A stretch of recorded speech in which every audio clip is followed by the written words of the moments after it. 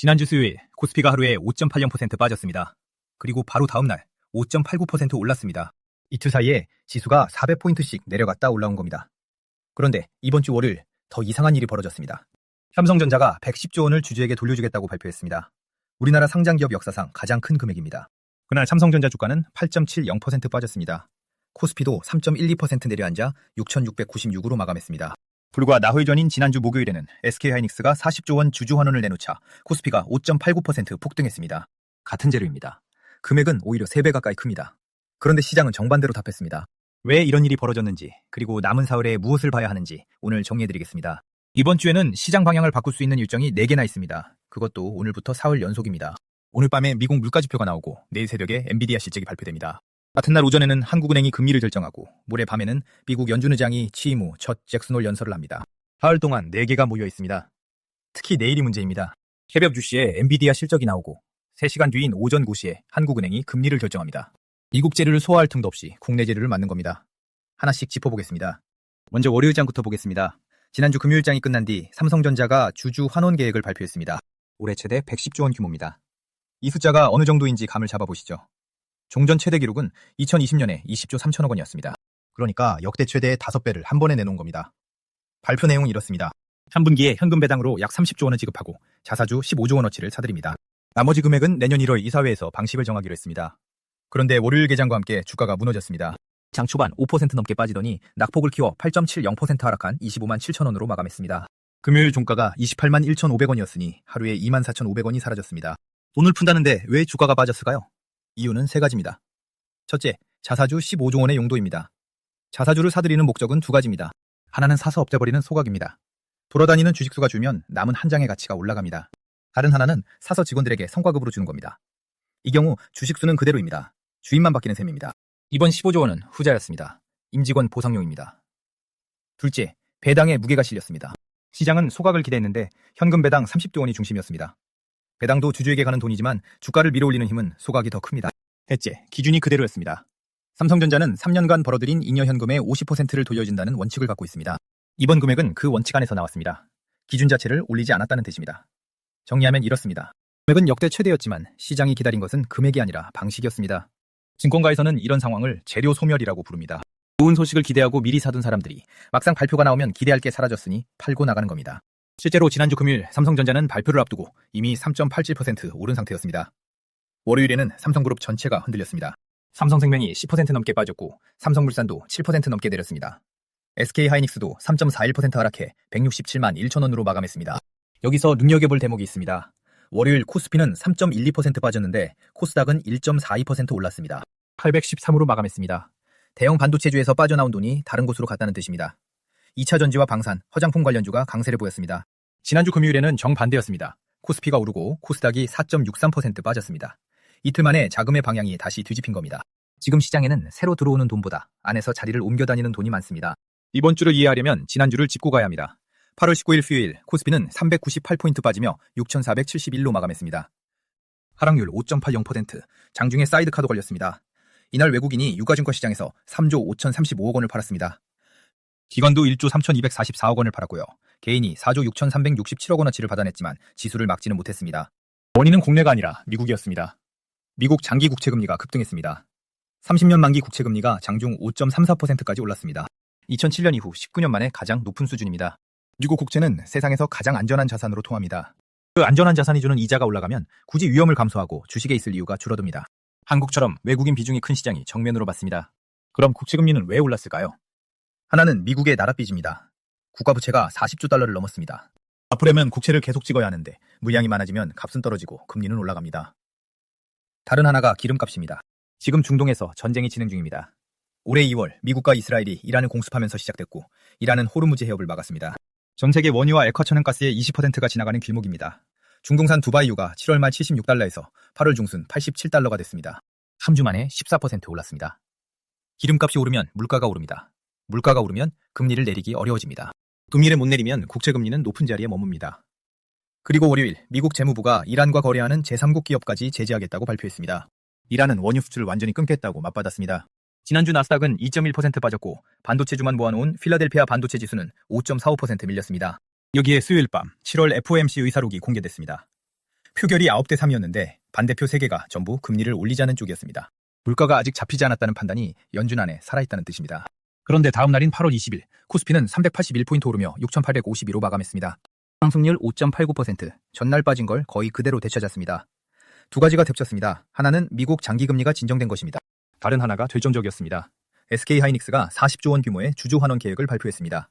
이 발표 하나에 외국인이 태도를 바꿔 1조 7천억 원을 순매수했고 그 돈이 반등을 이끌었습니다. 여기서 월요일 삼성전자와 비교해보시면 됩니다. 하이닉스는 40조로 지수를 5.89% 밀어올렸고 삼성은 110조로 8.70% 빠졌습니다. 나흘 사이에 나온 두 발표에 시장이 정반대로 답한 겁니다. 8월 21일 코스피는 0.88% 올랐는데 같은 날 코스닥은 4.63% 빠졌습니다.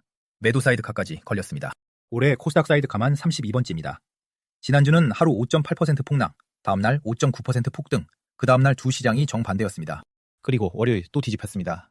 이런 장에서 이번 주 4개의 일정을 맞는 겁니다. 이번 주 첫 체크포인트는 오늘 밤입니다.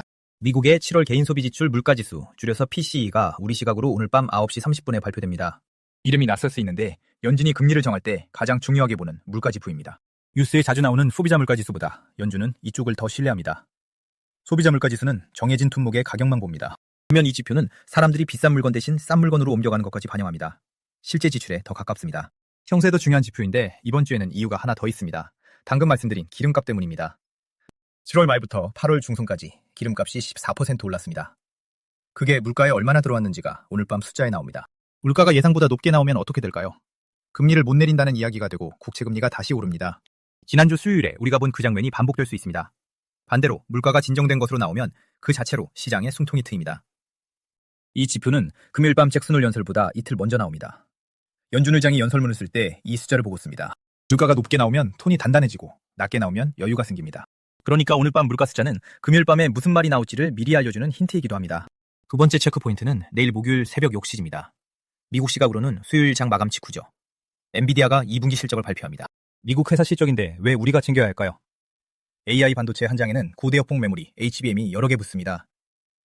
그 HBM을 만드는 회사가 SK하이닉스와 삼성전자입니다. 엔비디아가 잘 팔리면 우리 회사들의 주문이 늘어나는 구조입니다. 회사가 제시한 이번 분기 매출 전망은 910억 달러, 증권가 예상은 920억 달러 안팎입니다. 이대로 나오면 역대 최대 분기 실적을 다시 씁니다. 직전 분기 매출은 816억 달러였습니다. 1년 전보다 85% 늘었고 12분기 연속 최대 기록을 이어갔습니다. 우리 돈으로 약 130조 원입니다. 월요일 삼성전자가 발표한 주주 환원 금액이 110조 원이었죠. 엔비디아는 그보다 많은 돈을 석 달 만에 매출로 올립니다. 그런데 엔비디아는 삼성처럼 반도체와 가전, 휴대폰을 두루 만드는 회사가 아닙니다. 사실상 AI 칩 하나로 이 매출을 만들어냅니다. 이 회사는 지난 3년간 예상을 넘지 못한 적이 거의 없습니다. 그래서 시장은 매출이 예상을 넘었는지가 아니라 다른 두 가지를 봅니다. 첫째는 데이터 센터 부문입니다. AI 매출의 본체인데 직전 분기에도 성장세가 둔화됐다는 평가가 나왔습니다. 여기서 숫자가 밀리면 AI 투자가 정점을 지났다는 이야기가 다시 나옵니다. 둘째가 우리에게 더 중요합니다. HBM 공급 병목입니다. 지금 엔비디아는 만들고 싶어도 다 못 만듭니다. HBM이 모자라기 때문입니다. 회사가 이 병목을 어떻게 설명하는지에 따라 삼성과 하이닉스의 내년 물량 전망이 달라집니다. 병목이 심하다고 하면 그건 우리 회사들이 팔 게 많다는 뜻이기도 합니다. 여기서 월요일 삼성전자가 다시 떠오릅니다. 엔비디아도 실적을 잘 내고 주가가 빠진 적이 여러 번 있습니다. 직전 분기에도 예상을 넘겼는데 시간의 거래에서 주가가 밀렸습니다. 이유는 월요일 삼성전자와 같습니다. 기대가 이미 주가에 들어가 있기 때문입니다. 그러니 내일 새벽에 매출 숫자만 보고 판단하지 마시고 시간의 주가가 어느 방향으로 움직이는지를 함께 보셔야 합니다. 그게 시장의 진짜 평가입니다. 두 번째 체크포인트는 같은 날 오전입니다. 엔비디아 실적이 나오는 그 목요일 국내에서 한국은행 금융통화위원회가 열립니다. 오전 9시입니다. 새벽에 미국발 재료를 소화한 시장이 3시간 뒤에 곧바로 금리 결정을 맞는 구조입니다. 먼저 알아두실 게 있습니다. 지난 7월 16일 금통위에서 한국은행은 이미 금리를 올렸습니다. 2.50%에서 2.75%로 0.25%포인트 인상했습니다. 2023년 1월 이후 3년 6개월 만의 인상이었습니다. 그리고 그 결정은 금통위원 7명 전원 찬성이었습니다. 한 명의 반대도 없었습니다. 이 사실이 중요한 이유는 이번 주 결정이 인상이냐 동결이냐가 아니라 연속 인상이냐 한 박자 쉬어가느냐의 문제이기 때문입니다. 그럼 내일은 어떻게 될까요? 증권사들의 전망이 정면으로 갈려 있습니다. 인상을 보는 쪽은 대신증권, 하나증권, 한국투자증권, 메리츠증권 등입니다. 근거는 이렇습니다. 2분기 성장률이 예상보다 좋게 나왔고 수출도 호조입니다. 물가 압력이 남아있으니 미루면 나중에 더 크게 올려야 한다는 논리입니다. bonger를 보는 쪽은 키움증권, 하나투자증권, 우리금융경영연구소 등입니다. 7월에 올린 효과가 어떻게 나타나는지 확인할 시간이 필요하고 원달러 환율도 안정돼 있다는 겁니다. 결정이 어느 쪽으로 가든 시장 절반은 예상이 빗나갑니다. 7월처럼 전원이치로 조용히 끝날 자리가 아니라는 뜻입니다. 금리가 오르면 예금과 채권의 매력이 올라갑니다. 위험은 안 져도 이자를 받을 수 있으니 주식에서 돈이 빠집니다. 동시에 빚을 낸 기업의 이자 부담이 커집니다. 아직 이익을 못 내면서 성장에 돈을 쓰는 회사가 먼저 맞습니다. 코스닥에 그런 기업이 많습니다. 그래서 인상 신호가 나오면 대형 우량주보다 중소형 성장주가 먼저 밀립니다. 결정 자체보다 더 중요한 게 있습니다. 몇 대 몇으로 갈렸느냐입니다. 동결로 결정되더라도 인상 의견이 한두 명 나올 것으로 보는 시각이 많습니다. 반대로 인상으로 결정되더라도 동결 의견이 한 명쯤 나올 수 있습니다. 7월에는 7명 전원일치였습니다. 이번에 표가 갈린다면 그 자체가 다음 회의를 예고하는 신호가 됩니다. 소수 의견이 예상보다 많으면 시장은 다음 인상이 가깝다고 읽습니다. 같은 날 오후 5시 30분에 한국은행이 후정 경제 전망을 발표합니다. 5월에 내놓은 올해 성장률 전망이 2.6%였는데 이번에 3%대 초중반으로 크게 올릴 것이라는 관측이 나옵니다. 반도체 수출이 워낙 좋았기 때문입니다. 성장률 전망이 올라가면 금리를 더 올릴 명분이 생깁니다. 그래서 오전에 금리 결정만 보고 끝낼 게 아니라 오후 전망치까지 확인하셔야 합니다. 이번 주 마지막 체크포인트는 모레 금요일 밤 10알럿입니다. 미국 와이오밍주 잭슨홀에서 열리는 경제정책 심포지엄에서 케빈 워시 연준 의장이 기조연설을 합니다. 이 자리가 특별한 이유가 있습니다. 워시 의장은 올해 5월 파월 전 의장의 임기가 끝난 뒤 취임했습니다. 이번이 취임 후 첫 잭슨홀 연설입니다. 잭슨홀은 1978년부터 캔자스시티 연방준비은행이 열어온 연례 심포지엄입니다. 와이오밍의 선장에서 사흘간 열리고 전 세계 70여 개국에서 중앙은행 인사 120명 정도와 모입니다. 역대 연준 의장들이 여기서 중요한 정책 전환을 예고해왔습니다. 시장에 충격을 주지 않으면서 방향을 미리 알리는 무대로 써온 겁니다. 그래서 매년 8월 말이면 전 세계 투자자가 이 연설문을 문장 단위로 뜯어봅니다. 이번 연설은 9월 16일 FOMC를 19일 앞두고 열립니다.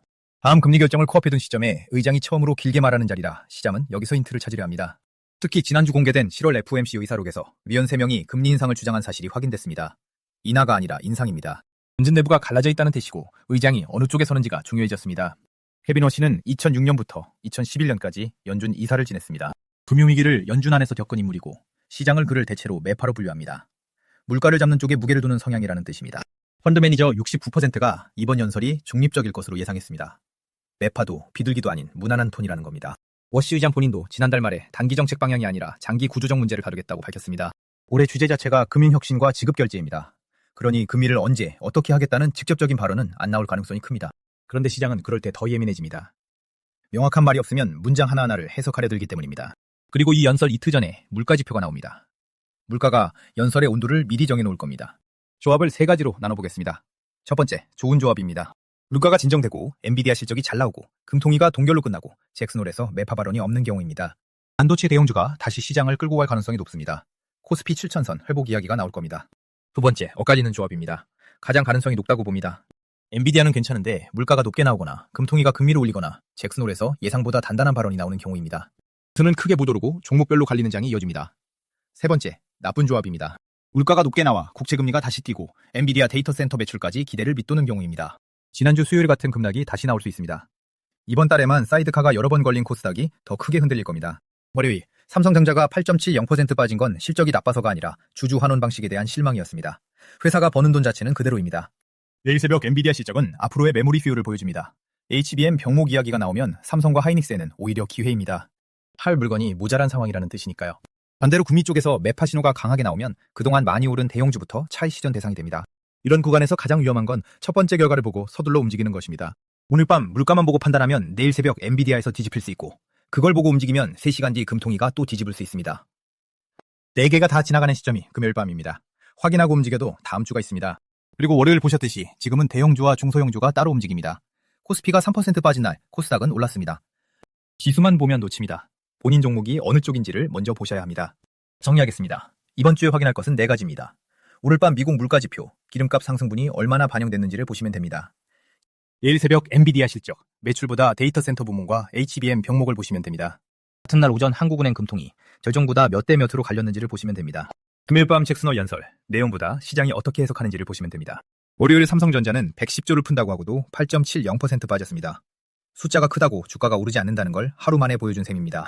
이번 주 4개 일정도 마찬가지입니다. 좋은 숫자가 나왔는지가 아니라 시장이 그걸 어떻게 받아들이는지를 보셔야 합니다. 서두르지 마시고 하나씩 확인하시죠. 감사합니다. 지금까지 머니버스터였습니다. 구독, 좋아요는 영상 제작에 너무나도 큰 힘이 됩니다.